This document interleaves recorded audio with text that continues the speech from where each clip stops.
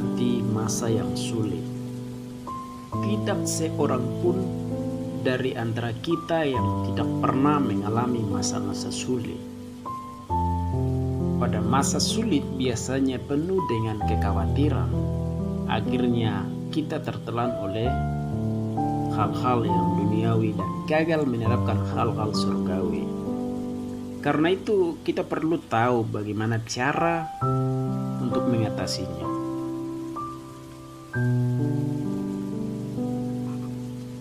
Reinhard Niebuhr atau Niebuhr pernah berdoa dalam bukunya yang saya pernah sering membaca. Dia pernah mengatakan dalam doanya, dia bilang begini: Tuhan, berikanku kekuatan untuk mengubah hal-hal yang perlu aku ubah, kedamaian untuk menerima hal-hal yang tidak bisa aku ubah, dan hikmat untuk membedakan keduanya.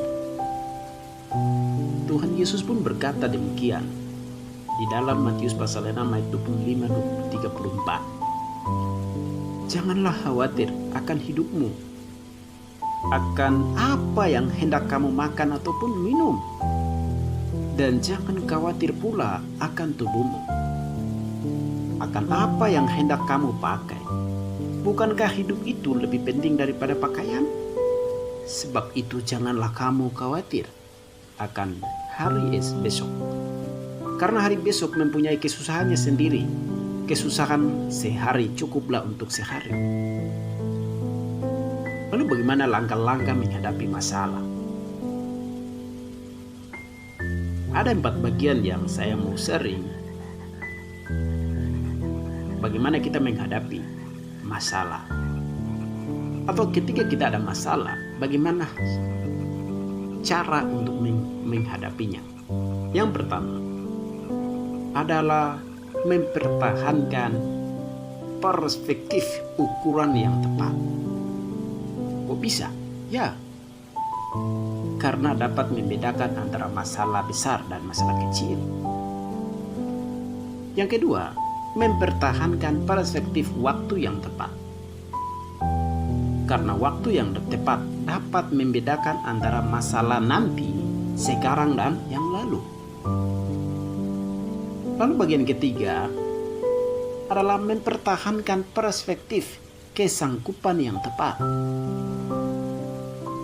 Karena dapat membedakan antara yang bisa dikerjakan dan yang ingin dikerjakan. Jadi kita harus membedakan itu. Dan yang berikutnya adalah mempertahankan perspektif tentang problem yang tepat. Karena problem yang tepat dapat membedakan antara problem yang bukan dosa dan dari dosa, antara akibat dan perbuatan sendiri dan perbuatan orang.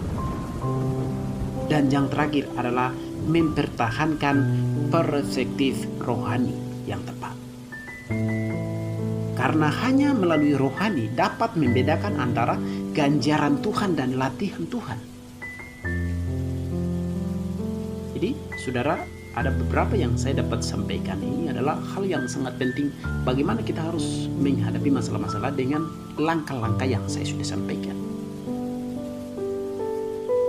Nah, saudara, kita ingat di dalam tokoh Alkitab yang disebut dengan kisah hidup Naomi.